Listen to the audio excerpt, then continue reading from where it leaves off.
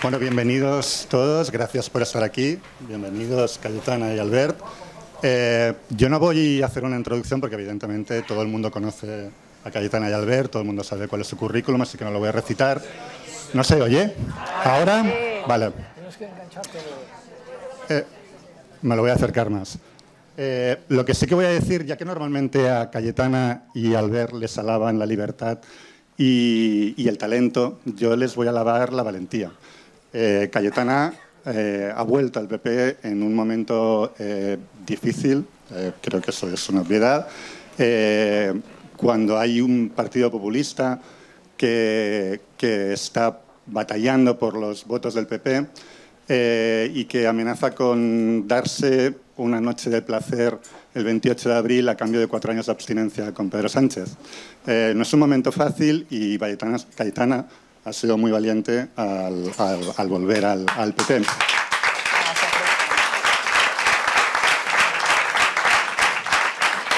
Y Albert, bueno, ¿qué hay que decir de Albert? Albert ha luchado toda su vida contra los caciques, contra el franquismo durante el franquismo y contra el nacionalismo durante la democracia. Y sobre todo ha roto el velo de silencio que los regímenes caciquiles construyen a su alrededor a base de pelas, que es el verdadero hecho diferencial catalán, si me lo permiten. Entonces, bueno, es un placer estar aquí para moderar el debate entre ellos. Paso directamente a la primera pregunta. Yo lo que les quería preguntar es cómo hemos llegado hasta aquí. Como si cogiéramos un español de 1980 y lo hubiéramos dormido en 1980 y lo despertáramos ahora, seguramente le daríamos un susto de muerte. ¿Cómo se ha podido llegar hasta este punto? A ver, yo querría decir solamente una breve introducción antes de entrar en la... ¿Se me oye? ¿Sí? Sergio, ¿se me oye? Bueno, tengo esto aquí, no sé. ¿Ahora sí? ¿Mejor? Yo quiero darle las gracias a Albert Boadella, que ha sido, yo creo que para tantísimos de nosotros, desde luego para mí... ¿No se oye? Ya no sé qué hacer. ¿Voy a hablar así? Bueno, yo quiero dar las gracias a Albert Boadella porque es un referente para tantos de nosotros, un referente moral, un referente político, un referente intelectual. Es el gran español. Es lo que todos querríamos ser y todos querríamos que hubiera en cantidades y en masas en España. Personas libres, que asumen su responsabilidad, que combaten toda forma de totalitarismo, toda forma de intolerancia, que ha hecho de su vida una obra de arte, no solamente las que ponen los escenarios, sino su propia vida lo es. Y aquí está Dolors, su mujer. ¿Dónde estás, Dolors? Que no te veo, siempre está por ahí escondida. Gracias, Dolors. Y Albert lleva muchos años fuera de Cataluña, bueno, viven en Cataluña, pero en un exilio, digamos. ¿Cuántos años? Bueno, el otro día estuvo por primera vez en unos escenarios, en una obra magnífica de Bernard-Henri Lévy, pero hace muchos años se fue de los escenarios. ¿Qué pasa ahí? Está sonando algo, no sé si es una radio o algo. ¿Cuántos años, Albert, que te fuiste? Pues desde el 2005. Bueno, pues saquen la cuenta. Son muchísimos años fuera de Cataluña en una forma de autoexilio, de exilio, ¿no? Y existe una España exiliada. Estos días se ha hablado mucho de la España vacía, de territorios de España donde falta población, pero también hay una España exiliada. y en Cataluña hay una España exiliada. Catalanes que se han ido de Cataluña por la opresión y el acoso del nacionalismo, catalanes que se han refugiado en exilio interior por el acoso del nacionalismo, catalanes que han ejercido también la autocensura por el acoso del nacionalismo. Y una comunidad que no admite a un Boadella es una comunidad exiliada de sí misma. Y por eso es tan importante y casi un objetivo moral, además de político, para cualquiera de los que nos dedicamos a esto, de un lado o de otro, del periodismo, de la política, la vida pública, es que personas como Boadella puedan ejercer, quieran ejercer su talento, su brillantez, su arte en esta comunidad. Con lo cual yo quiero entender este acto casi como un punto de inflexión en la historia de esta comunidad, como un regreso que supone un signo y una señal de optimismo respecto al futuro. Él no lo es. Él no es tan optimista como yo. Ahora vamos a discutir sobre eso seguramente. Pero quiero decir que el hecho de que él no estuviera aquí hacía que la libertad estuviera más lejos. Y el hecho de que él esté aquí es para mí una señal de que la libertad está más cerca. Así que se lo quiero agradecer con estos truenos de fondo, que son casi como una cosa preparada. De verdad, como verlo como un rayo de esperanza, como una luz, que es lo que es él para tantos de nosotros. Y a partir de ahí, ¿cómo hemos llegado hasta aquí? Pues nadie mejor que él para explicarlo. Estábamos entrando solamente un comentario antes de venir aquí, mirando unos textos antiguos. Y Albert tiene unos textos, no solo la obra Ubú famosa, que todo el mundo conoce, de Pujol con los niños y los maletines, de hace 20 y pico de años, completamente, no visionario, sino que él veía lo que los demás no veían, ¿no? Sino textos escritos, por ejemplo, en el diario El País del año 94, hay uno que se llama El Virus, que es impresionante releerlo hoy, ¿no? Porque está todo ya ahí. Y ese texto acaba diciendo, y algunos de nosotros, como esto siga así, tendremos que pedirle refugio a Rodríguez Ibarra. Fijaros las cosas que han pasado desde entonces. Pero bueno, les dejo la palabra a Albert para que explicar cómo hemos llegado hasta aquí.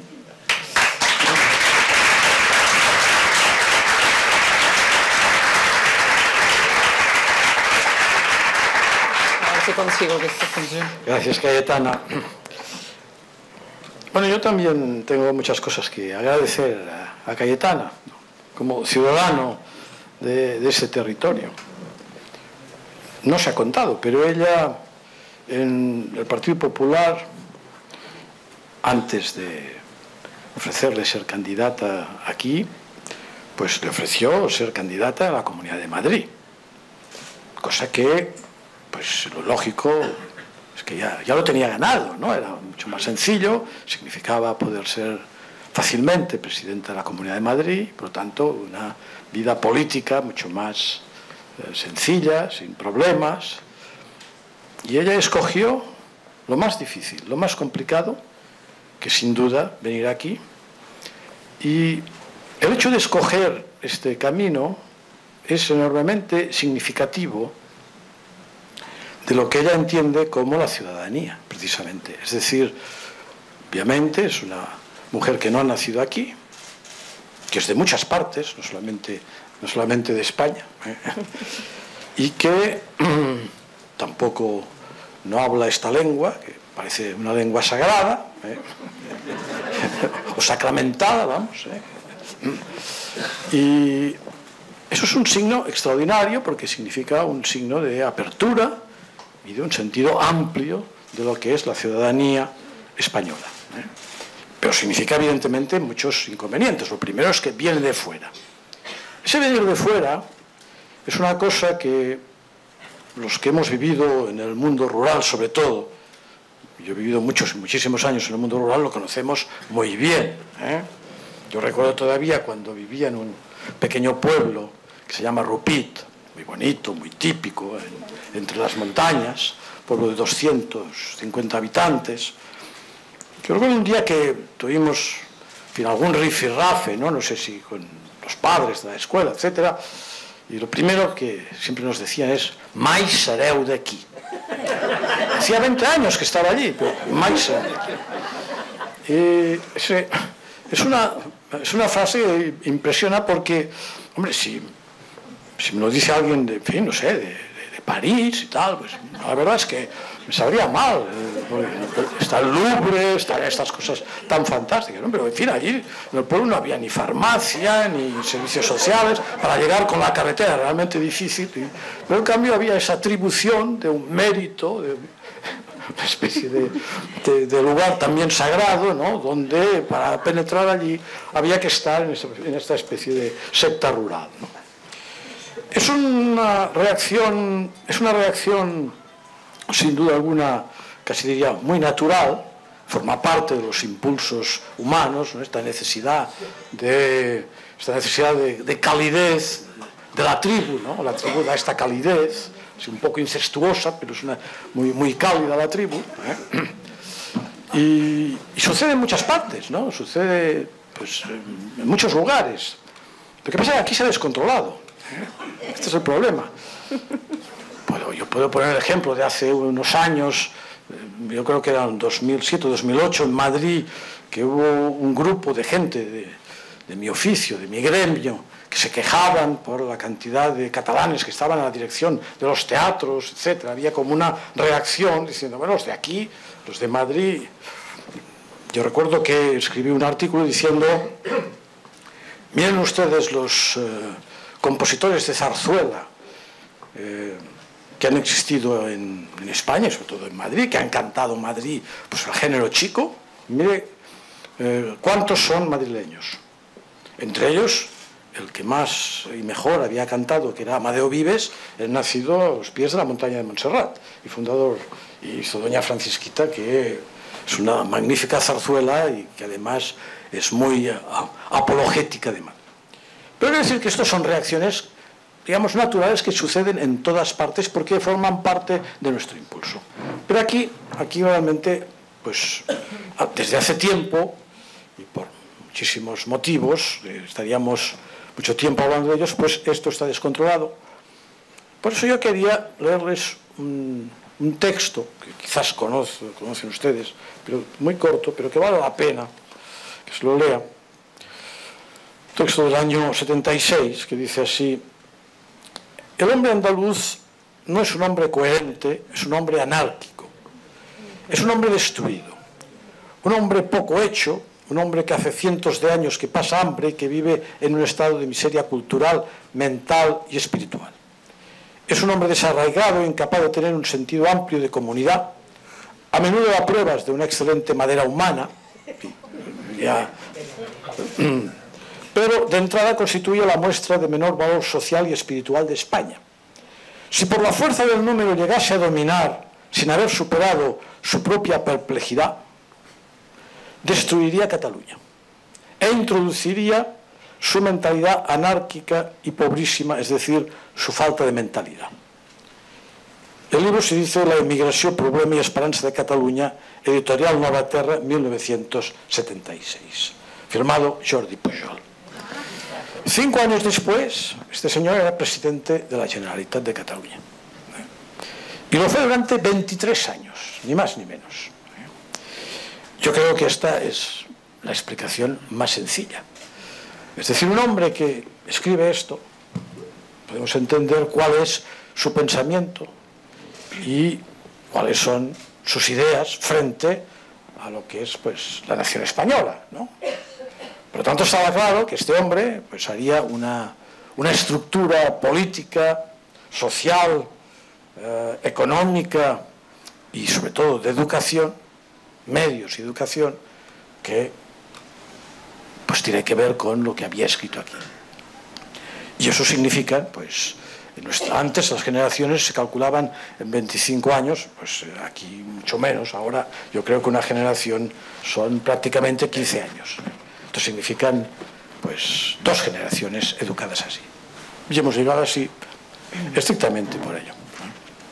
Por complementar, ¿se va a oír o tengo que...? Se va a oír, ¿no? Comentar lo que dice Albert.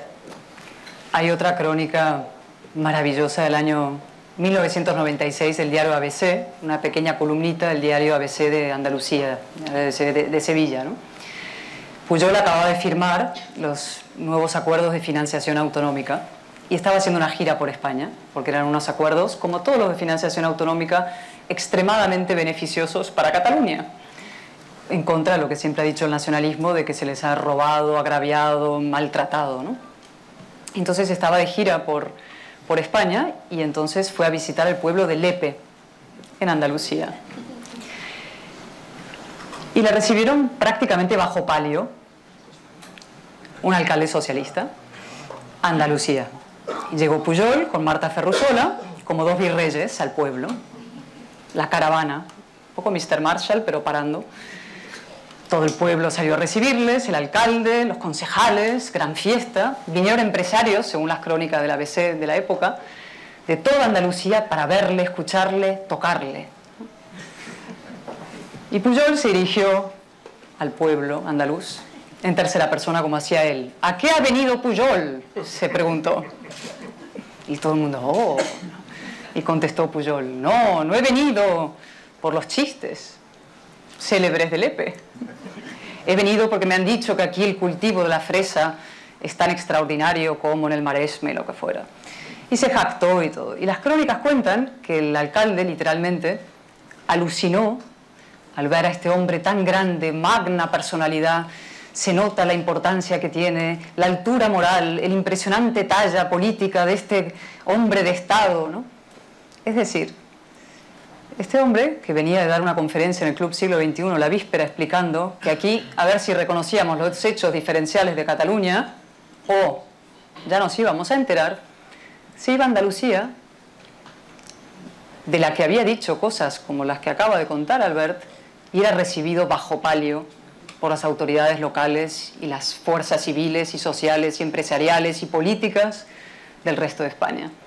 Es decir, el gran problema es que este xenófobo y este corrupto y este inmoral y este hombre que llevó esta comunidad autónoma en su proyecto ideológico, como bien dijo Tarradellas desde el año, lo advirtió en el año 81 Tarradellas, que iba a llevar al victimismo, al agravio, a la deslealtad y a la ruptura de la comunidad. Este hombre era tratado en el resto de España como el gran baremo de la moralidad, la moderación, la centralidad y la modernidad mundial, ¿no? ¿Cómo hemos llegado hasta aquí? Pues ese es el resumen. Esto no estaba preparado, pero era precisamente la segunda pregunta.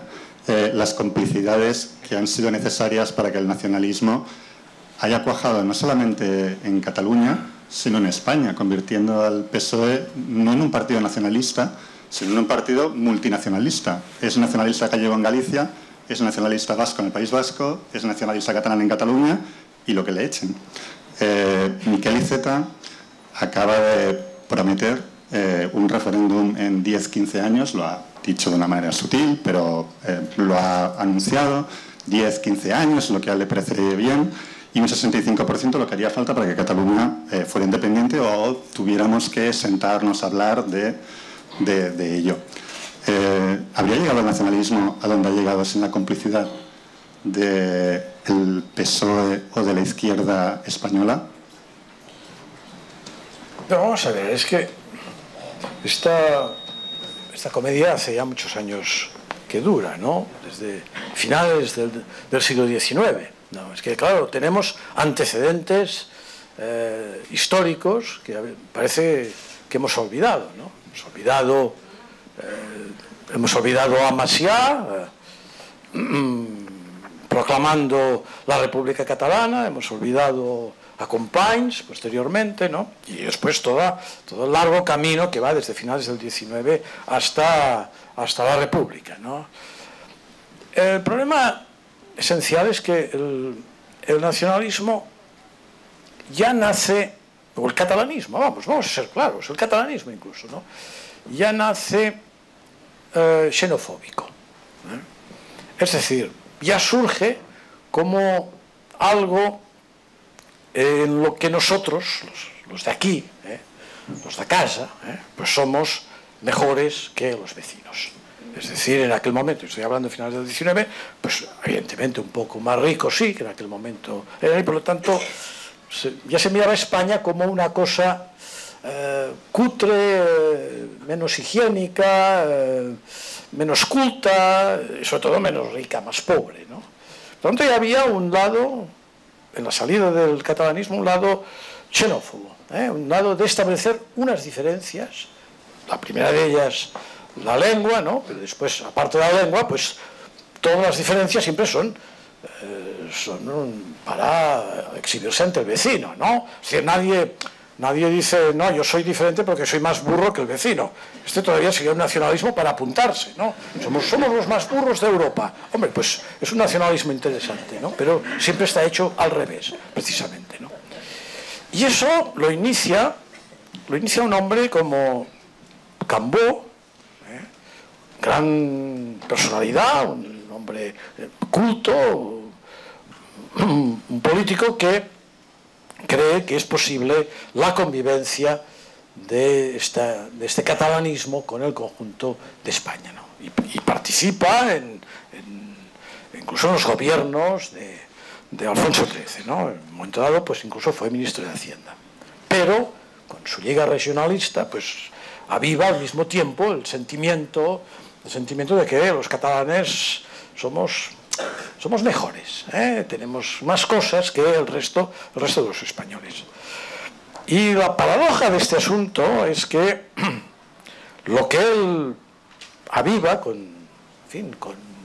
sin duda alguna, con inteligencia, a través muchas veces de la cultura, porque no hay que olvidar que Cambó es quien hace la Bernat Mecha, que es un conjunto, una editorial que hace unos libros fantásticos sobre los griegos, etcétera, etcétera, con la cultura un poco de encubrimiento de lo que sería el lado más xenofóbico.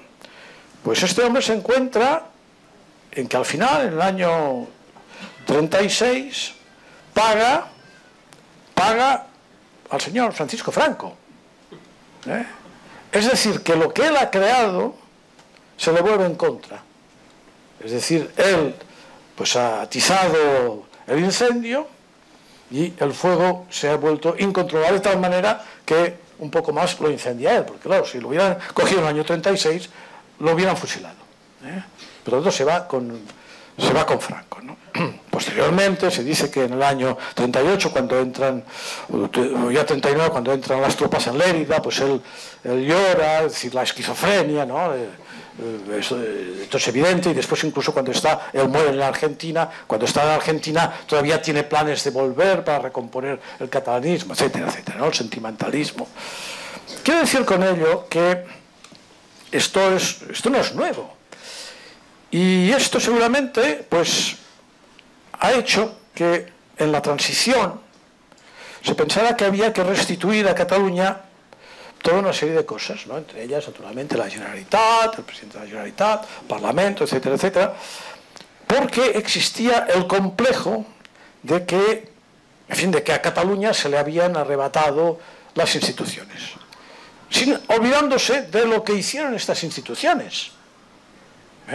Es decir, de lo que hicieron estas instituciones en la República, entre ellas un golpe de Estado como el del señor Companys, ¿no?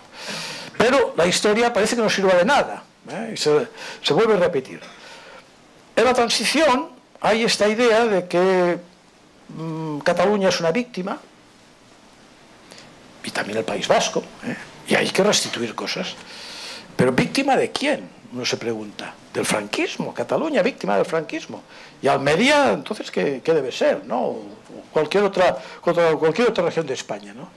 Esto es una falacia absoluta, ¿no? Pero este victimismo se ha sabido vender muy bien. Y en ello, pues el conjunto de los políticos del resto de España han caído perfectamente en la trampa. Perfectamente. O sea, desde aquí se ha vendido fantásticamente esta política del victimismo y han caído todos, empezando ya por Felipe González, y así encontraríamos los distintos presidentes cómo han ido cediendo a la política constante del chantaje, tanto por parte de los vascos como por parte de los vascos. Son más listos en el chantaje porque les ha salido a un precio mucho más alto, diríamos, ¿no? Tanto, hombre, han pagado un precio terrible que ha sido la sangre, pero económicamente les ha salido mejor que a los catalanes, por lo tanto son mejores maestros chantajistas, ¿no? Pero Pujol también pues, utilizó el mismo procedimiento, y yo creo que esto no hay que olvidarlo. La responsabilidad inmensa de lo que ha sucedido aquí es de los gobiernos de España. Es decir, se ha tolerado como a los niños mimados, pues que, en fin, que les dejas hacer todo y un día pues te queman la casa y a ti adentro, ¿no? Pues aquí ha sucedido exactamente lo mismo. Estos niños mimados que hemos sido, porque, en fin, hemos tenido pues, una situación económica, social, pues muchísimo mejor que muchas otras regiones españolas. Los niños mimados pues, quieren ahora quemar la casa con el resto de ciudadanos españoles dentro, ¿no? Yo creo que esta es un poco la situación. Sí, no, dos reflexiones al hilo de eso. Cuando has mencionado lo del franquismo, ¿no? Se ha negado que siempre ha habido muchas Cataluñas. Ese ha sido el gran éxito del nacionalismo, transmitir la idea de que solamente ha habido una Cataluña. Había una Cataluña franquista. El sintagma Cataluña franquista se ha borrado del discurso público. Y basta mirar las portadas de La Vanguardia española y la hemeroteca para saber que existió esa Cataluña franquista. Pero en la reescritura de la historia ha desaparecido. Y lo mismo a lo largo de la historia, porque Cataluña es tan plural como cualquier otra comunidad, lógicamente. Yo recuerdo hace poco, o sea, alrededor de un año, hicimos una visita con mi maestro, mi profesor, John Eliot, al monasterio de Poblet. Fuimos a visitar el archivo de Tarradellas, que está ahí, y el propio monasterio, y nos recibió el abad. Y estaba muy contento el abad de conocer a John Eliot, maestro hispanista, 1640, el gran autor del libro sobre la rebelión de los catalanes. Y en cuando entramos, una pequeña conversación con él, el abad se frotaba las manos y dice: señor Eliot, esto es como 1640, ¿no? Pensando Cataluña, oprimida por el conde duque de Olivares, ¿no? Y Eliot, muy fino, muy inglés, le dice: sí, igual de dividida, igual de dividida. La respuesta no le gustó al abad. Insistió: ya, pero ¿y el conde duque de Olivares actual quién sería? Y John Eliot miró y yo pensé: ¿Rajoy? Rajoy no. Rajoy no creo, ¿no? Es decir, en 1640 hubo dos Cataluñas como mínimo.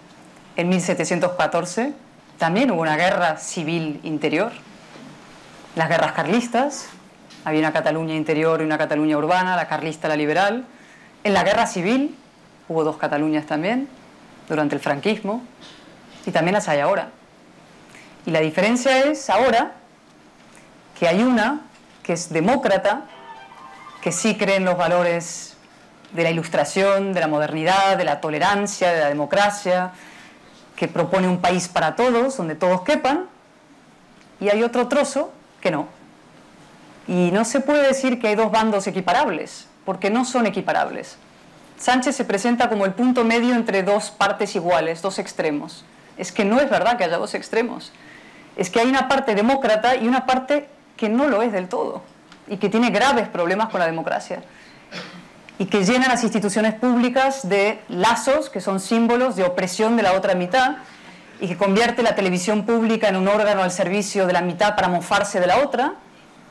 Es decir, hay una mitad que no tiene interiorizados los valores de la democracia, y hay otra gran mayoría, diría yo, y creciente espero, que sí. Y segunda reflexión, sobre el papel de la izquierda, que es lo que planteaba Cristian, ¿no?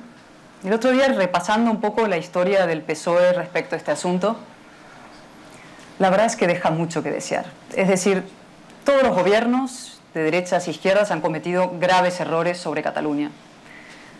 Te dije una frase ayer que no gustó nada en alguna parte del mundo este nacionalista. Dije: cometimos el error de aceptar nacionalismo como animal de compañía. Pero es que algunos pusieron al animal a mandar y se sometieron a él y le dieron, digamos, la autoridad de repartir carnés, insisto, de moralidad, democracia y moderación. Y recordando hacia atrás, empecé a mirar ejemplos de eso, ¿no? Y recordé Felipe González, que hoy, digamos, yo creo que ha aprendido de los errores, decía el famoso meeting que dio con Nicolás Redondo Terreros en el año 2001, cuando se hizo un intento constitucionalista, de unión constitucionalista frente al separatismo, frente al nacionalismo en el País Vasco. En un famoso meeting en Baracaldo que llovía, le dijo: Nicolás, no te equivoques, nuestros aliados son los del PNV frente al PP, ¿no? Y luego Juan Luis Cebrián, que me lo contó en una entrevista que le hice hace tiempo, reconoció y admitió que el país dejó de publicar historias sobre banca catalana a exigencias de Pujol. La gran corrupción de banca catalana se escondió por presiones de Pujol. Y en esa entrevista él me dijo: sí, yo admito que fue un delito de leso periodismo. Y yo le dije: ¿y de lesa democracia? Y luego vino Zapatero, del que mejor ni hablar, de infausto recuerdo y atroz presente en Venezuela. ¿Qué vamos a decir de él? Y luego la larga historia del PSC, que conoce Albert mucho mejor que yo. La enorme esperanza defraudada de Maragall. La enorme estafa, en el fondo, que fue Maragall, que sí tuvo, a pesar de los números, digamos, es verdad, de la aritmética y de sus alianzas con Esquerra, pero que había supuesto, el Maragall olímpico, la esperanza de una alternativa moderna, ilustrada, abierta, culta para Cataluña, y que cuando por fin llega a la Generalitat se encarga de hacer un gobierno tan pequeño, cerril, cerrado y de fractura como los anteriores. Luego vino Montilla, qué decir de él, un señor que dijo: los tribunales no pueden juzgar sentimientos, que es probablemente la frase más grave del proceso y que la resume, ¿no?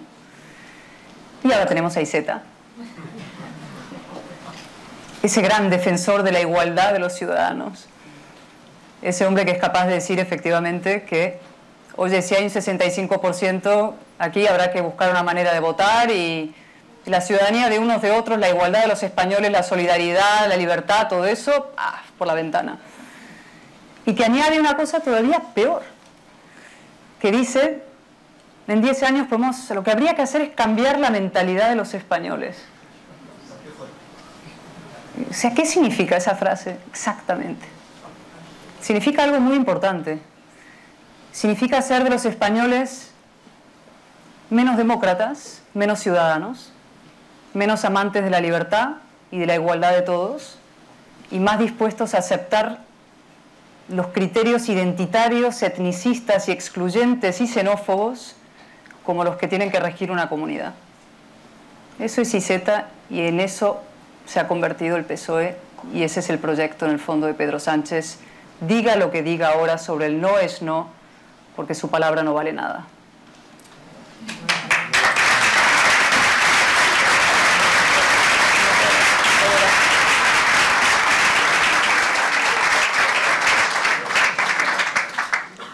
Ahí hay una foto muy llamativa, son dos fotos. Es la plaza mayor de un pueblo de Cataluña, creo, si no me equivoco, que es Berga. Cogen el dato con pinzas, pero creo que es Berga.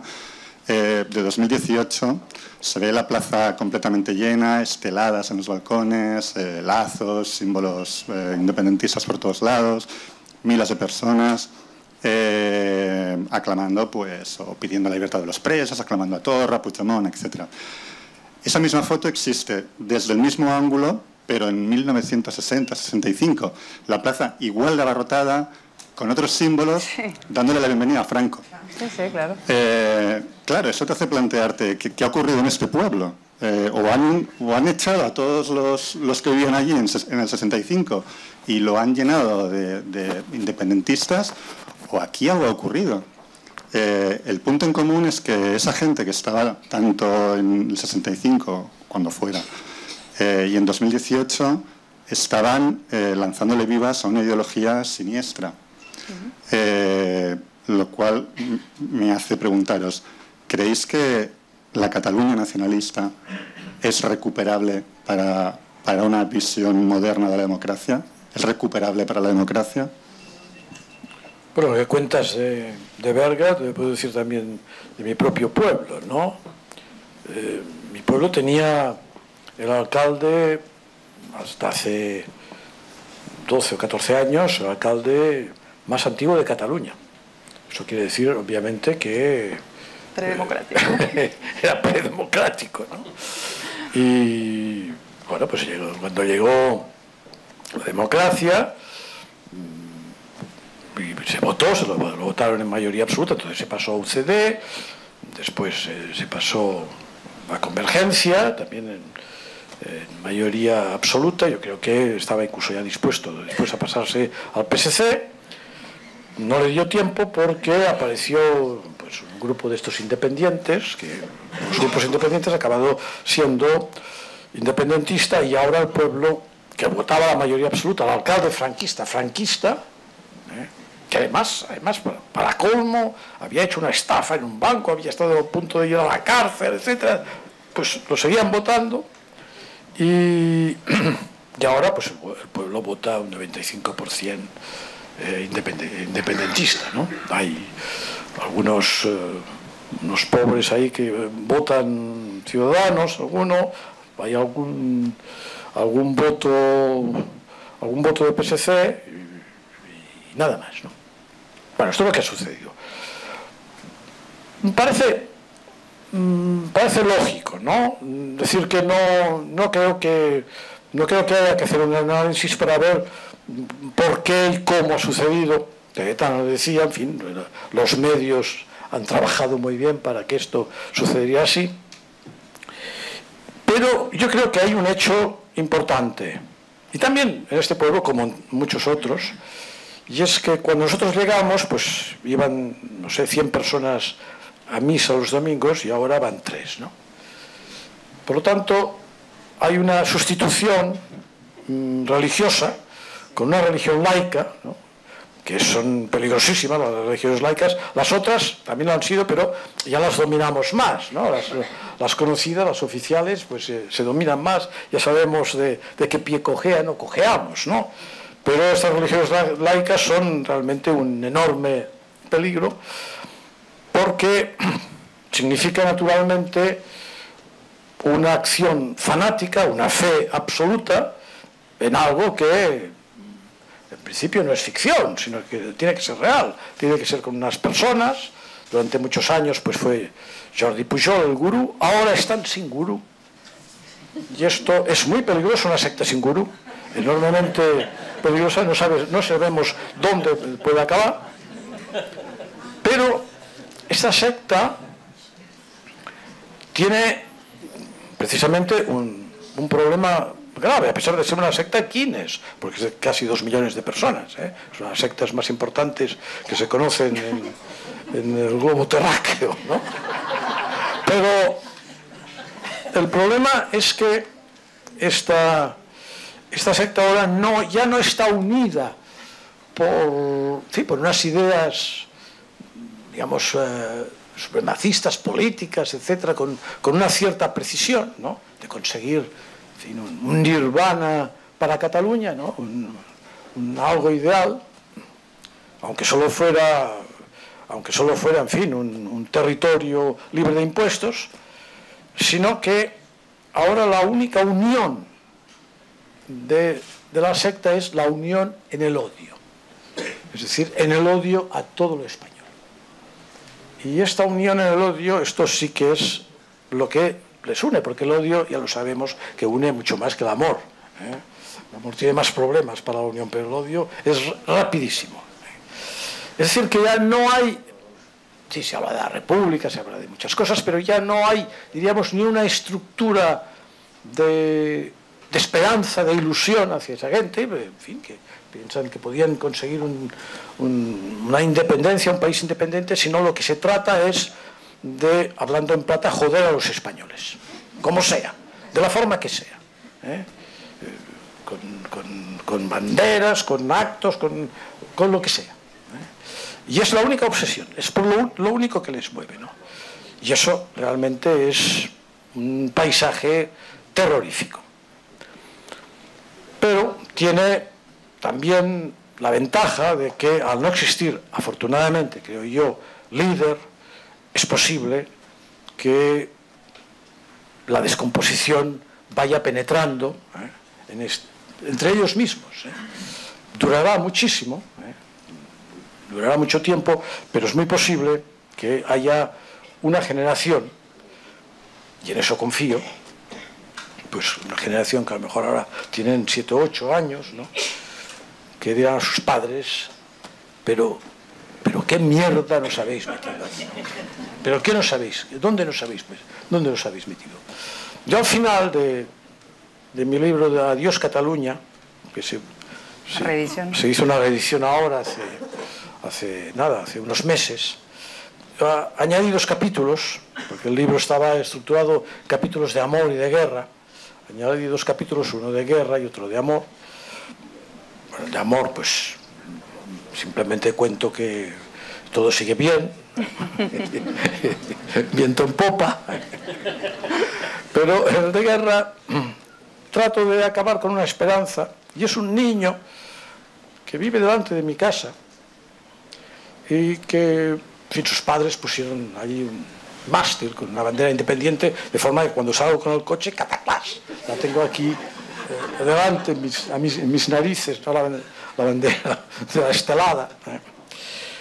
Y después cuando nos cruzamos con sus padres, pues cuento que hacen un pequeño gesto así, como un tic que quiere decir buenos días, un poco críptico, ¿no?, el gesto, pero en fin, para no romper totalmente las relaciones diplomáticas. Pero el niño desde hace ya tiempo nos tiene una simpatía inmensa. Y eso es una esperanza formidable. Yo no sé si es porque le devuelvo la pelota, que a veces cae en el jardín y tal, pero siempre me mira y Albert, ¿no? Y también a Dolores, a mi mujer, Dolores, Albert. Y yo pienso, es una esperanza, ¿no? Porque a lo mejor es posible que este niño, pues, imaginemos lo que habrá escuchado en su casa, en la escuela de Verges, que está al lado, ¿no? Verges además es un núcleo del asunto realmente enfebrecido, seguro que habrá escuchado, pues, en fin, cosas no muy agradables sobre nuestras personas, pero en cambio él mantiene esta gran simpatía. Pues yo confío en este niño, ¿no? Y en estos...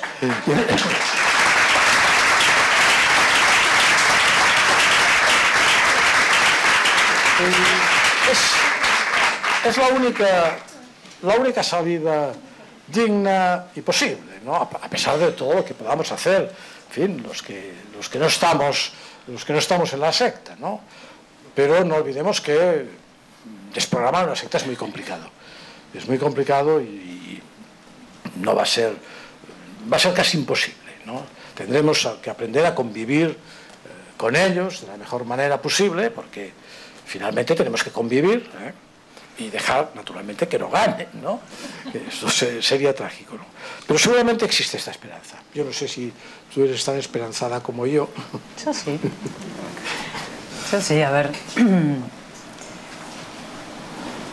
La virtud del proceso, si la tiene, en el fondo, es no solamente que haya hecho aflorar la Cataluña que estaba sometida y arrinconada, sino que también ha sido como el fin de una cierta adolescencia del nacionalismo, ¿no? Que, como dice Albert, han sido tratados durante mucho tiempo como niño mimado de la política no solo española, europea, ¿no?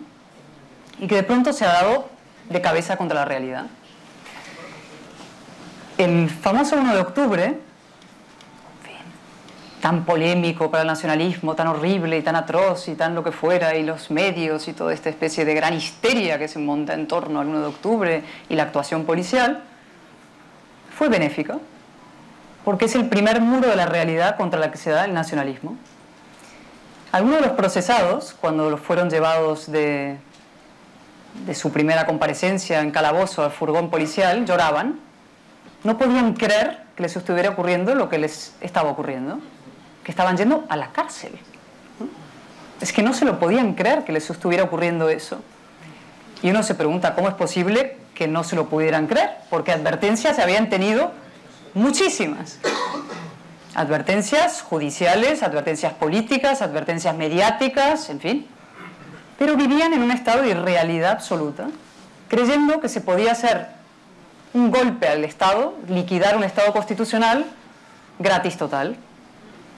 Es decir, probablemente por lo que hemos hablado antes de que había conseguido el nacionalismo ser políticamente correcto, habían llegado a pensar efectivamente que podrían hacer un golpe, una revolución, liquidar un Estado constitucional y que les dieran todos los premios del Nobel de la Paz, el Nobel a la civilidad, la modernidad, la democracia, y eso efectivamente aprendieron que no es posible. El segundo choque con la realidad y entrada en la edad adulta, por decirlo de alguna manera, fue el discurso del rey. Otro discurso benéfico. La primera vez que la máxima autoridad del Estado en España se dirige a los nacionalistas, se dirige como adultos y les dice que lo que están haciendo no se puede hacer, es destructivo, es lesivo, es nefasto. Y también es la primera vez que la máxima autoridad del Estado se dirige a la otra mitad y le dice: no estáis solos. Y eso es muy importante respecto a lo que pueda ocurrir en el futuro. Y el tercer baño de realidad, choque con la realidad y creo motivo de enorme esperanza, es la maravillosa y emocionante manifestación del 8 de octubre, la que tuvo lugar luego a finales del mes, ¿no? Porque fijaros, respecto a ser o no ser optimistas, ejemplos de cosas que pasaron en Cataluña hace 30 años. Aquí está Antonio Robles, que anda por ahí en la esquina, que ha vivido en la más absoluta, en fin, también, clandestinidad en los años durísimos, donde aquí no se manifestaba nadie, donde no había... En fin, esto hubiera sido el Palau Sant Jordi comparado con las reuniones que mantenía Antonio y sus colegas en los años 80 para defender los derechos lingüísticos y los derechos civiles, ¿no? Cuando Federico Jiménez Los Santos lo atan a un árbol y le pegan un tiro en la pierna, no se manifiesta nadie. Cuando es nadie. En el 23F se manifiestan 4 gatos, por cierto. Ahora que se rasgan las vestiduras cuando digo que el proceso es peor que el 23F, porque el proceso viene avalado por las instituciones, por los medios, por todo el aparataje, ¿no?, social, por millones y todo esto. Pues el 23F, ¿cuántos hubo aquí en Cataluña manifestándose? Es decir, por la democracia, ¿cuánta gente se ha manifestado en Cataluña a lo largo de todos estos años? Y sin embargo, ahora sí. Ahora sí hubo una inmensa manifestación, la primera más emocionante y más importante de la democracia, el 8 de octubre. Hubo otra a finales de mes. Hay partidos incluso que compiten para ver quién es más constitucionalista. Milagro, ¿no? Y hay, creo, también la necesidad, evidentemente, desde la política, pero no solo desde la política, y eso es un mensaje, digamos, de responsabilidad colectiva, la necesidad de hacer esto de una especie de rearme de la democracia aquí. A partir de la asunción de nuestra responsabilidad, un rearme en la cultura, una cultura no nacionalista, que no la ha habido, ha sido una gran fragilidad. Medios de comunicación no nacionalistas, constitucionalistas, liberales en el sentido más amplio del término. Todo eso hay que promoverlo, todo eso hay que apoyarlo, todo eso hay que crearlo. Hasta un mundo empresarial no nacionalista, digamos. Todo eso está en el germen, está ahí, está por crearse, está por florecer, y a eso hay que dedicarse muchos años. O sea, la idea de que esto se va a resolver dentro de pim pam unas elecciones no es verdad. Y que esto se resuelve al golpe de un decretazo central, como proponen algunos, tampoco. O sea, esto son años, es determinación, es tener muy claro lo que hay que hacer, las ideas, los valores, y empeñarse. Y por algún día habría que empezar. Hay gente que te dice, ¿no?, uy, pero claro, esto es muy largo, entonces esto va a tardar décadas. Ya. Pero entonces, ¿qué hacemos? ¿Esperamos más tiempo, empezamos más tarde? ¿No? Pues hay que empezar ahora. Respecto a esto... Y si ganamos, yo creo que tenemos que tener cuidado con eso que le llamamos catalanismo. Muy importante esto. Esto es un hecho que hay que ser muy cautos. Por eso he contado lo de Cambó antes. Porque Cambó era, no era un separatista, en principio era un catalanista, ¿no? Porque, claro, cuando vamos más allá de lo puramente folclórico, ¿no? Es decir, pues cada territorio pues tiene sus costumbres gastronómicas, sociales, folclóricas, de danzas, etcétera, etcétera. Bueno, aquí se habla siempre de hechos diferenciales como si los demás no tuvieran hechos diferenciales, ¿no? Es decir, imaginemos pues que hechos diferenciales, los hechos diferenciales de Andalucía pues en relación a los nuestros son bastante más acentuados, ¿eh? Sí. Pero hay un problema que tenemos que tener en cuenta, ¿no? Es que cuando se pasa más allá de estos hechos naturales, que son, en fin, la diversidad y la diferencia de las personas, de los conjuntos de personas, y se administra eso, y se politiza eso, ya volvemos a empezar otra vez. Especialmente en un territorio que ha utilizado la lengua como efectivo militar, no para entenderse, sino con todo lo contrario, para pelearse. Yo creo que eso, y sobre todo en ello me refiero especialmente pues al Partido Socialista, al PSC, ¿no? Sin duda alguna, pero también tengo aquí, no es el caso del PP de ahora, pero del PP de hace un tiempo, que también le gustaba jugar con esas cosas, ¿no? En fin, sí, pero el catalanismo es algo que en fin, que nos distingue, y yo creo que es mejor no volver a hablar de esta palabra mágica seguramente para muchos, pero terrorífica para otros, ¿no? Porque finalmente es lo que ha promulgado la situación en la que estamos.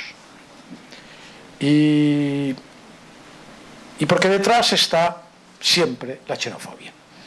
Porque en el momento que estableces una diferencia administrativa, política, y por lo tanto en función de pensar que lo nuestro mantiene una frontera, no está el mestizaje, sino que hay una frontera y que tanto hay que mantener estos valores como sea, yo creo que aquí nos equivocamos y aquí empieza ya el gran riesgo. Solamente quería precisar esto porque es una palabra que escucho muy a menudo.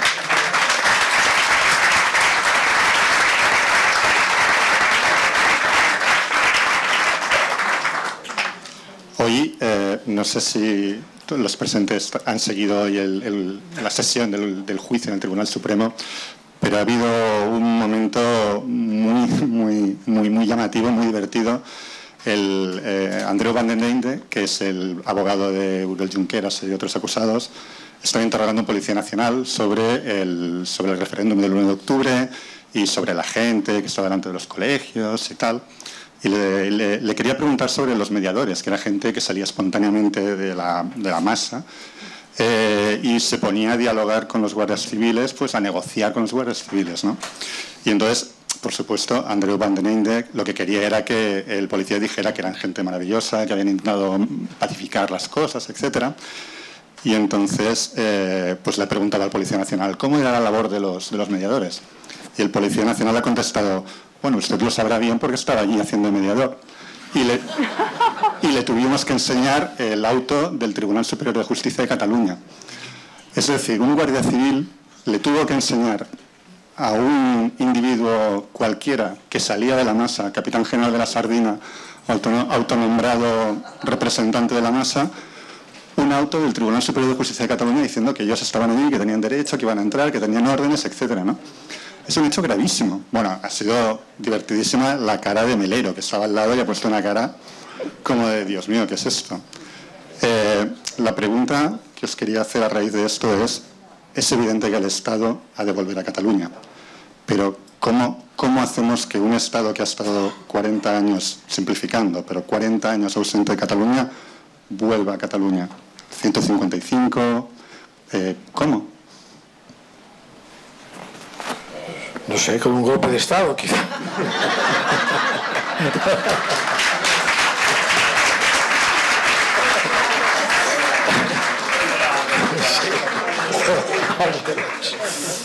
Bueno, yo creo que el 155 parece un poco el bálsamo de Fierabrás, ¿no? Es decir, que parece que tiene que arreglarlo todo. En fin, el que vimos aplicado no arregló nada, sino que lo enredó todo, además, ¿no? Porque hubo unas elecciones 3 meses después, lo cual sirvió para reforzar más la situación, ¿no? Pero yo creo que sí, que el Estado tiene que suspender la autonomía. Entiendo que eso quizá no coincida a lo mejor con las ideas del Partido Popular, no sé exactamente si está en esta línea, ¿no? Pero yo pienso que un 155 durante un tiempo largo se produciría una situación paradójica para muchísima gente en la que los trenes pues, seguirían funcionando a la hora más o menos, las carreteras también, habría todo, las industrias, todo. El maldito Estado estaría colocado en todas las consejerías, pero todo funcionaría normalmente, ¿no? Y habría una especie de lección didáctica hacia el conjunto de los ciudadanos en que, en el fondo, pues ese maldito Estado pues no hace nada que sea contrario a las necesidades más directas y más importantes de los catalanes, ¿no? Yo creo que eso, además eso sería muy bueno incluso para otras autonomías, diríamos, sería ejemplarizante, ¿no? Incluso podría ser que eso que tantas veces he pensado, que habría que devolver alguna competencia, como por ejemplo educación, al Estado central, pues quizá a partir de aquí se podría producir un poco esta ejemplaridad de buen funcionamiento de una autonomía al margen de sus propias instituciones y de su propio Parlamento, ¿no? A mí me parece, hombre, una solución seguramente drástica que puede poner en medio pues ciertas actitudes por parte especialmente de los nacionalistas muy victimistas, es decir, darles una gasolina a ellos, pero yo siempre recuerdo lo que pensábamos nosotros que sucedería cuando se suprimió el diario Egin en el País Vasco y después el Ribatasuna, ¿no? Que pensábamos que habría una hecatombe y no pasó nada. Es decir, Cataluña no ha sentido nunca que pertenecía al Estado español en estos últimos años. Bueno, lo siente ahora con el proceso que estamos viviendo, ¿no? Pero fuera de eso, siempre ha existido un intermediario del Estado, que ha sido la Generalitat, que ha sido antiestatal, tanto contra el Estado, ¿no? Y no se ha enterado de lo que es un Estado moderno y un Estado democrático. No se ha enterado de lo que es y de la fuerza de este Estado. Ya no me refiero, diríamos, a los tanques y a los efectivos militares. No, me refiero a la fuerza de la ley, de la democracia, Yo pienso que esto didácticamente sería una buena cosa para el conjunto de los catalanes y que no pasaría nada. Esta es mi percepción. Y como en alguna cosa no me he equivocado, pues la mantengo.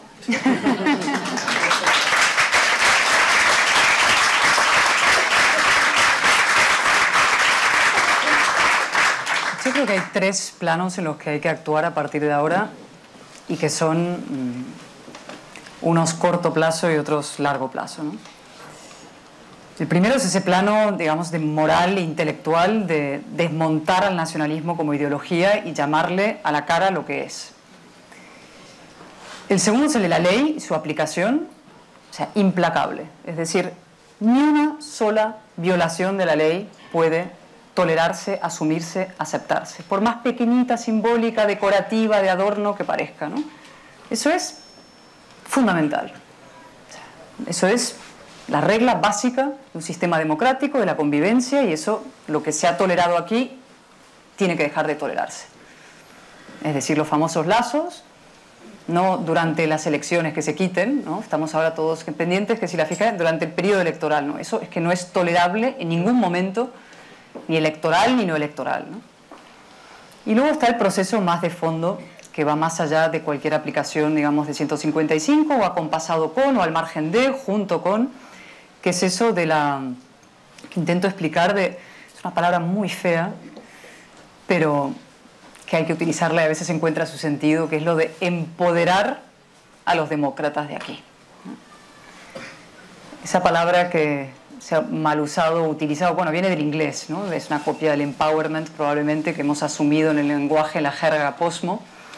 Se utiliza sobre todo para el feminismo, pero que aquí encuentra su sentido. Es decir, hay que dar poder, en el sentido puro de la palabra, a quienes sí son demócratas. Esto puede parecer un enunciado como muy vaporoso, pero tiene una parte muy concreta. O sea, hablo del poder cultural, hablo de la fortaleza mediática, hablo del poder económico. Es decir, que toda esa parte que ha estado tapada por una costra nacionalista, digamos, es levantar la costra y que eso pueda florecer, expandirse, ir copando el resto de la sociedad de alguna manera, llenándola de democracia y de constitucionalismo, ¿no? Eso, claro, tiene en lo concreto cosas complicadas, efectivamente, en las aulas, las escuelas, el adoctrinamiento que no se puede tolerar, el tema de los medios de comunicación que no se puede aceptar. Bueno, hoy hay una noticia, ¿no? Hoy han sido procesados ya el director de TV3 y de RACU por el proceso por el 1 de octubre, ¿no? He dicho que todo golpe tiene su emisora, ¿no? Pero mucho más allá de eso, es decir, de las propias medidas concretas que uno puede tomar, está ese fortalecimiento de este otro espacio. El 155, efectivamente, como ha dicho Albert, ha sido demonizado, sacralizado, manoseado, utilizado, vilipendiado. Nadie sabe ni siquiera ya qué significa exactamente el 155, que en el fondo son nada más que 2 párrafos que permiten al Estado defenderse a sí mismo en un caso de agresión pequeña, mediana o muy grande, y que se puede aplicar de infinitas maneras. Se aplicó de una determinada manera en el año 17, ante la inmensa agresión que supuso un asalto al Estado constitucional, y se podría aplicar de distintas maneras en casos concretos futuros. Y las circunstancias dirán y dicen lo que tendrá que tomar el Estado, con una guía rectora, creo, esencial. Primero, que España es una gran democracia y un Estado de Derecho.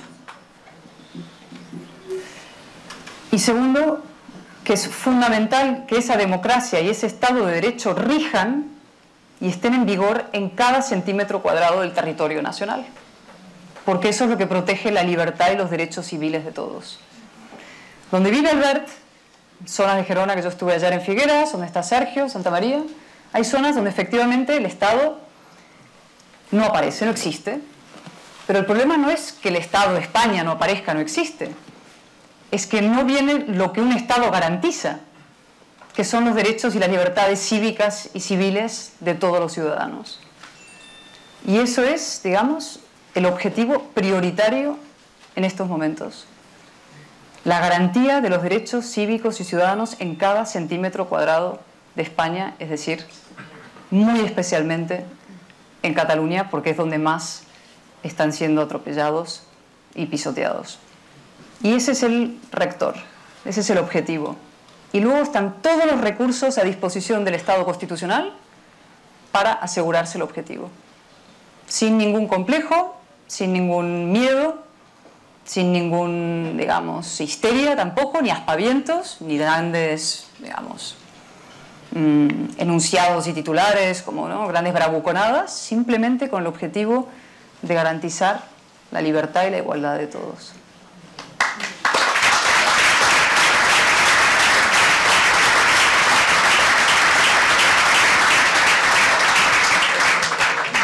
Bueno, yo tengo preguntas todavía por delante, pero decidme vosotros cuánto habíais, porque no lo hemos hablado, cuánto tiempo...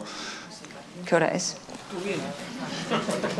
No me pongáis a mí la responsabilidad porque nos quedamos aquí hasta las 12. Bueno, ya me avisaréis vosotros. Si quieres, no sé. ¿Un par de preguntas?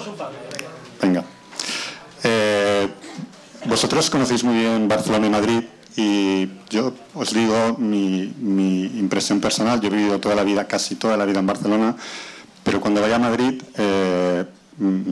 siento que el ambiente es diferente al de Barcelona. Yo me siento libre. En Madrid no hay presión, nadie te pregunta de dónde eres, de dónde vienes.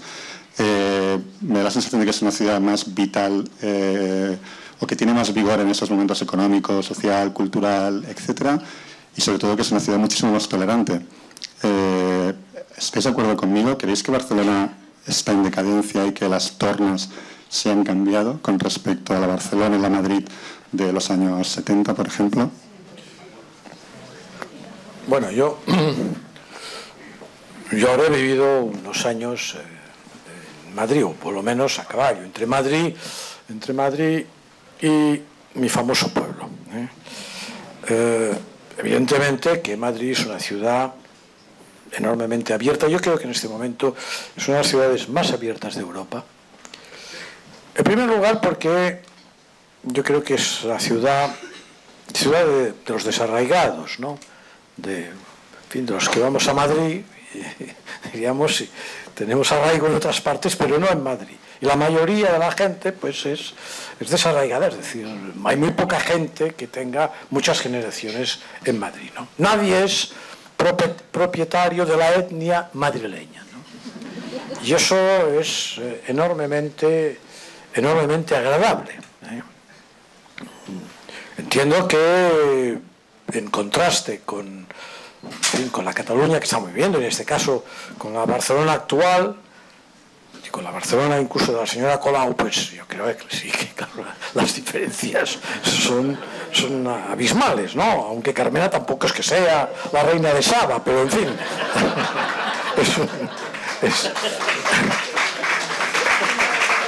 Digamos que en Madrid funciona, tienes la impresión que estás en una democracia y estás en una ciudad donde todas las oportunidades, donde la comunicación es sencilla y es fácil, ¿no? Barcelona, que es una ciudad, pues una ciudad que yo nací hace 76 años, ¿no? No es que sea, tampoco es que haya sido nunca la alegría de la huerta, ¿eh? La ciudad con facilidad para las capillitas, para los clanes, pero sin duda alguna, pues yo viví esta ciudad de los años finales de los años 60, principios de los 70, pues viví realmente un momento especial de esta ciudad, sin duda alguna, en relación al conjunto de España y en relación a Madrid. Que en aquel momento pues yo también tenía contacto con Madrid, dado mi oficio, ¿no? Que íbamos a representar en nuestras obras a Madrid. Y sin duda alguna, pues Barcelona tenía un carácter más abierto, más cosmopolita, siempre con esta mirada un poco hacia el norte, ¿no? La mirada al norte, enllà on diuen que la gent és neta y culta, etcétera, etcétera, etcétera, etcétera, ¿eh? Lo que quiere decir que el sur no es exactamente lo mismo, ¿no? Pero sí que es verdad que pasó un momento. Pero Madrid pronto recuperó la delantera, muy pronto, no solamente ahora, ¿eh? Yo creo que ya en los años 80 y pico Madrid ya era una ciudad. Madrid, cuando se desmontó el franquismo directamente, lo que era todo el mundo cerrado y funcionarial del franquismo, pues rápidamente fue una ciudad muy divertida y muy abierta, ¿no? Madrid de Tierno Galván, todo eso, pues. Sí, es una ciudad que aprecio muchísimo, porque además la gente me dice cosas amables por la calle, ¿no? Todo lo contrario de aquí. Y siempre cuento la anécdota, un día que cojo el AVE en Gerona, Entonces paso por delante de la gente que, en fin, que están allí esperando el tren, unas miradas y con una sensación de no ser bienvenido, ¿no? Vale, llego a Madrid, salgo del hotel y me encuentro un tío a otro lado de la acera y dice: ¡Boadella, ole tus cojones! Y yo pensé, mira, he llegado a la civilización, Este es Madrid en este momento, ¿no? Este es el Madrid actual. Y ciertamente, pues, es una ciudad donde ha funcionado la democracia, simplemente. Lo mismo que en Sevilla, lo mismo que en Zamora, que en Valladolid, que en muchas otras ciudades, ¿no? Es que aquí vivimos, en el fondo, un estado de excepción, como se decía en el franquismo. Es la diferencia. Tú conoces más Madrid que yo, claro. Y a mí que me encanta Barcelona. Me encanta. A ver, una cosa que me quedé pensando sobre tu pregunta anterior, ¿no? Me he quedado dándole vueltas porque es muy importante este asunto de explicarlo bien, ¿no? Albert dice, hay que suspender la autonomía. Es una manera de decirlo, ¿no? Hay otra manera de decirlo y que creo que es más ajustado a lo que, digamos, al enfoque que yo creo ahora que hay que darle a esto que es devolver la autonomía a los demócratas de Cataluña. Es decir, no es suspender la autonomía, es al revés. Es una devolución de autonomía a los individuos, a los ciudadanos. Digo demócratas porque es la palabra del final, nacionalismo, democracia. Vamos a entendernos bien dónde están las líneas divisorias, ¿no? Es una devolución de autonomía a los ciudadanos. Y es una, por tanto, reducción, y si quieres, suspender va a ser muy difícil, digamos, hacer desaparecer el nacionalismo. Como tú decías, en todas las comunidades lamentablemente anida, digamos, el germen ese de la xenofobia, del miedo al otro, del victimismo, del agravio, está en el cableado humano, ¿no? Científicamente está en nuestro cableado. Pero sí puedes reducir la autonomía del nacionalismo y devolver autonomía a los demócratas. Y ese creo que tiene que ser el enfoque y el proyecto. Y ahora por volver a Barcelona-Madrid. Yo al final soy de adopción en todos sitios, ¿no? Nací en Madrid de casualidad porque me adelanté un mes y estaba mi madre en un pueblecito, en Medinaceli, en Soria, y se puso de parto y vino el veterinario. Entonces dijo rápidamente a Madrid, por favor. Nací en Madrid, pero podría haber nacido, supongo que en Buenos Aires o en algún... Eso es lo que estaba previsto, ¿no? Y Madrid es verdad que es un sitio, como dices, donde nadie te pregunta de dónde eres, donde todo el mundo es de todos sitios, que es completamente efervescente y abierto y tolerante, ¿no? Y Barcelona fue eso. Y eso es lo que hay que recuperar. Barcelona fue el centro de la libertad de España. En los años 70, en final del franquismo, mi madre, jovencita, con su novio, pareja, padre de mi hermana de entonces, vino a Barcelona. Conoció los escritores, que estaban todos aquí, Mario Vargas Llosa siempre lo cuenta, venían todos los escritores, artistas latinoamericanos, europeos, a vivir a Barcelona, a pasar unos años, porque este era el centro de la libertad, la ciudad tan libertad que era libérrima. Aquí sí había sol, sal, sexo, aquí pasaban cosas. Barcelona era todavía oscura, Madrid todavía era oscura, todavía tenía esa capa, sí, franquista. ¿Qué pasó? Pues el nacionalismo pasó. Lo contó Félix de Azúa en su célebre artículo de Barcelona es el Titanic, donde salen todos de Barcelona hacia Madrid a una exposición del padre de Valls. Se van a Madrid a ver una exposición del padre de Valls porque la cultura en Barcelona, año 80 y pico, ya estaba tomada por el nacionalismo. Claro, 40 años de nacionalismo, de esa religión laica, como dice Albert, hacen lo que hacen en una ciudad. Y desembocan en, yo creo que el punto realmente más bajo de todos estos años para esta ciudad fue la manifestación de agosto, presuntamente contra el terrorismo y en realidad contra la democracia española. Ese es el punto más bajo al que ha llegado, digamos, el empeño de destruir la imagen de una ciudad en el mundo.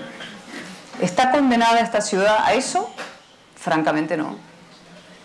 esta ciudad puede ser, en fin, lo que está debajo de la costra, lo que se vio el 8 de octubre, que es una ciudad, en fin, no solamente de una belleza extraordinaria, moderna, mediterránea, cosmopolita, puede ser centro de la ciencia, de la cultura. Es una ciudad a la que todo el mundo quiere venir a vivir, extranjeros.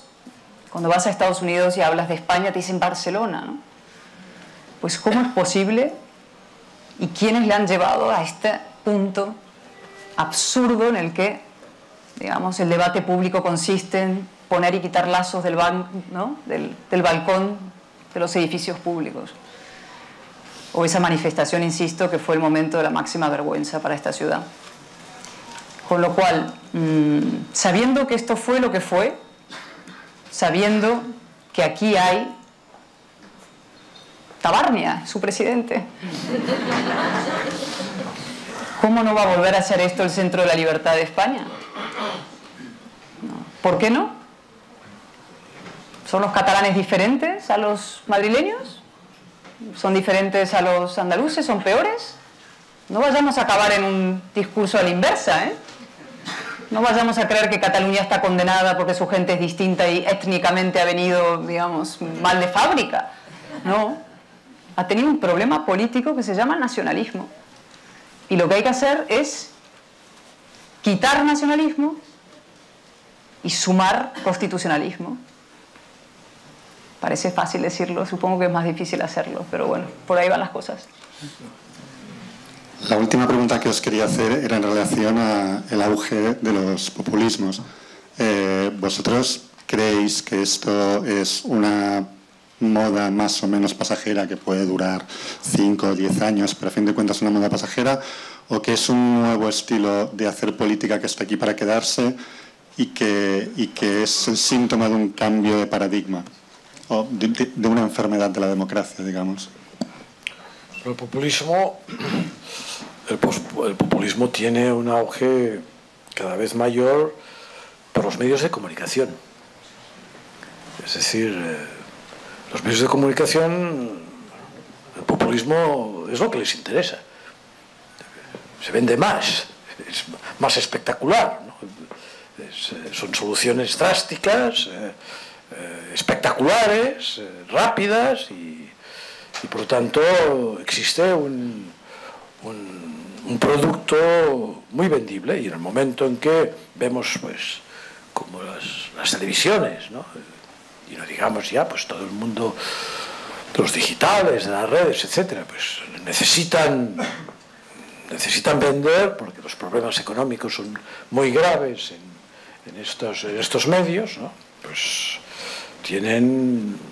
se agarran al populismo o hacen populista cualquier cosa de opciones que no son populistas, las convierten en populistas, ¿no? Es decir, cogen una frase, la recortan, la colocan fuera de contexto de tal manera que convierten, pues, a partidos que en principio no van por el populismo, los convierten en populistas, ¿no? Y después, pues evidentemente sí, pues están, obviamente, pues han surgido dos partidos, ¿no? Podemos por un lado y Vox por el otro, que los llamamos populistas. Yo creo que son muy distintos, nada tienen que ver, vamos, no distintos, sino opuestos en relación a sus presupuestos ideológicos, ¿no? Pero que sí, que utilizan, pues, grandes frases, grandes promesas, ¿no? En fin. Pero yo tengo la impresión que, en fin, lo que dicen estos partidos tiene un techo, ¿no? Tiene un techo, porque hay un momento en que también el sentido común hace que la gente diga, bueno, sí, pero esto no se hará, ¿no? Es decir, que la espectacularidad de estos partidos se acaba cuando empiezan a gobernar el primer ayuntamiento, ¿no? Es decir, que su recorrido, a mi entender, por el momento es un recorrido limitado.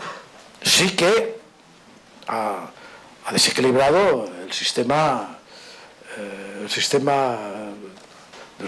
político en España, sin duda alguna. Lo hemos visto en el caso de Andalucía y lo hemos visto en el caso de Podemos, ¿no? Pero yo creo que, por ejemplo, en el momento en que se compara Vox con Le Pen, pues es inadecuado. Creo que son dos cosas muy distintas, que nada tienen que ver la una con la otra, ¿no? Bueno, tienen que ver en la cuestión de la discusión migratoria, pueden tener que ver con ciertos rechazos a Europa, sobre todo Le Pen, no es el caso de Vox, sobre todo tienen que ver con el lenguaje, ¿no? Esta forma de hacer política espectáculo en el fondo, ¿no? Y prometer cosas que todo el mundo sabe que no se van a cumplir, pero aunque lo sepa todo el mundo, eso quiere decir que no les voten, ¿no?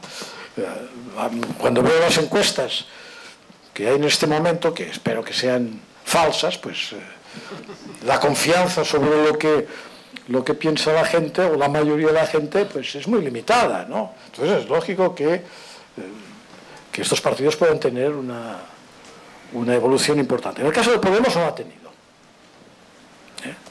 O sea, yo creo que tiene su techo ya muy limitado. El caso de Vox es distinto. Vamos a ver lo que sucede. En cualquier caso, insisto que los medios son los que hacen el populismo,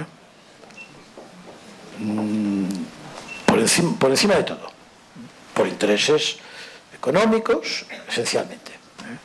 Ya no, ni ideológicos, porque si fueran ideológicos, creo que todavía habría alguna cosa auténtica, ¿no?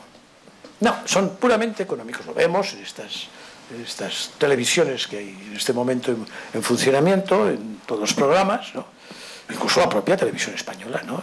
Tal como está en este momento, que, en fin, que está en los mismos niveles que Sexta, que Cuarta, que Quinta o que Novena, vamos, todas, esta es la realidad. Y bueno, populista, pues para populismo mayor que el nacionalismo no existe. Esto sí que es populismo, ¿eh? La venta que hace el nacionalismo, pues, en fin, de sus presupuestos ideológicos, esto es realmente populismo llevado a los límites, ¿no? Y su televisión, la TV3, pues es el ejemplo de lo que es una televisión absolutamente populista, ¿no? Por tanto, engaña, miente y especula en función de unos intereses que ya no sé ni cuáles son, de dementes que son, ¿no? A ver, que hay una ola mundial, ¿no? Pero yo creo que las olas, bueno, no creo que las olas se rompen sobre la playa, y la playa es la razón, la inteligencia y la verdad. Quiero creer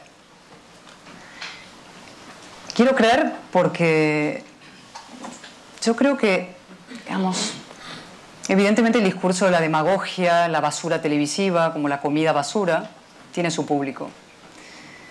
Pero un rato. Y hasta cierto punto. O sea, yo realmente confío y creo que hay suficientes personas y ciudadanos que se respetan a sí mismos y que quieren que los políticos les digan la verdad. Y que saben distinguir entre los sentimientos, el cabreo, el enfado, el victimismo, el agravio, el cansancio, el estoy harto, ¿no? Ese estoy harto, de un argumento racional de lo que es posible, lo que es bueno, lo que es verdadero, ¿no? O sea, yo creo que tenemos que tratar a los ciudadanos como adultos y exigirles también a cambio que se comporten como tales. O sea, venderles mentiras sabiendo que esas mentiras van a agradar a sus sentimientos más bajos, no me parece un ejercicio político digno ni justo. Y hablaré directamente del caso de Vox, por ejemplo. Vox es un partido nacionalista. Como bien decía Albert hace un momento, el nacionalismo juega siempre con las pasiones y los enfados y los cabreos y las cosas. Bien. Vox hace una cosa que yo no comparto, por ejemplo. Hace muchas que no comparto, pero esta en especial. Vox dice que porque el nacionalismo ha sido groseramente desleal con nuestro sistema constitucional, tenemos que tirar ese sistema constitucional por la borda. Es decir, asume en el fondo el discurso del fracaso del modelo del año 78, del Pacto Español del año 78. Y yo no creo que eso sea justo. Y tampoco creo que sea viable lo que se propone de la sustitución total de las autonomías por un gobierno central unitario, etc. Yo comprendo perfectamente el enfado y el cabreo que pueda haber, pero no me parece justo cargarnos la Constitución, que es lo mejor que hemos hecho los españoles en toda nuestra historia, porque haya habido una tropa de gente desleal, grosera y obscenamente desleal, o incluso del otro lado personas que no tuvieron la fuerza o la fortaleza de encarar el problema como había que encararlo. Creo que desde la Constitución, en la Constitución, con la Constitución, para la Constitución, está la solución de la vida en libertad y en igualdad de todos los españoles.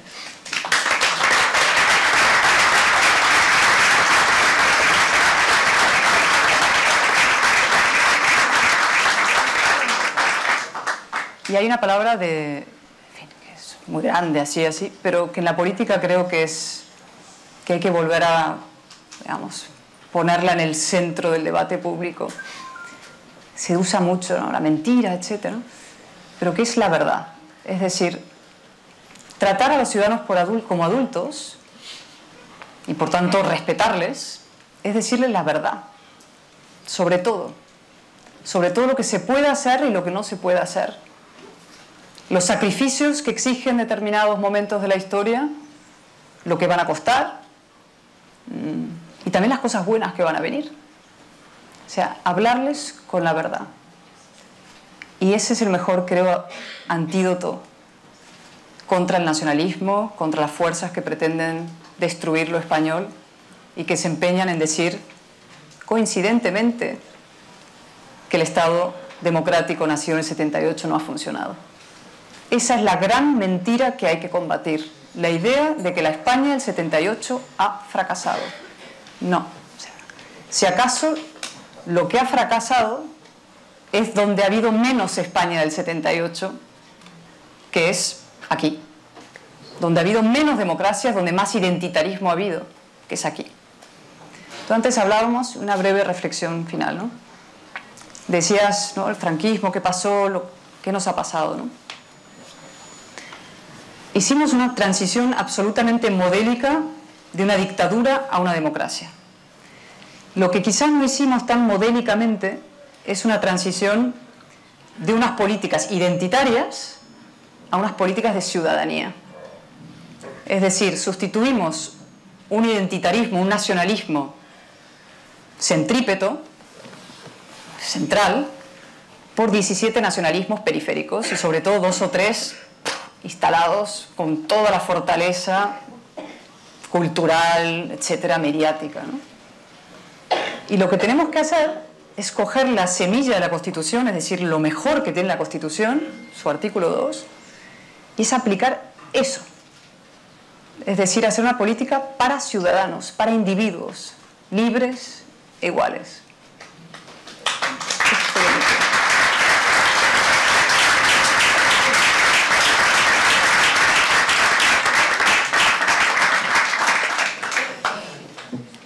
Y creo que nos van a echar ya de aquí. Pues muchas gracias. Gracias a todas las personas que están aquí. Y nada, ojalá se repita pronto. Muchas gracias a ti, Cristian.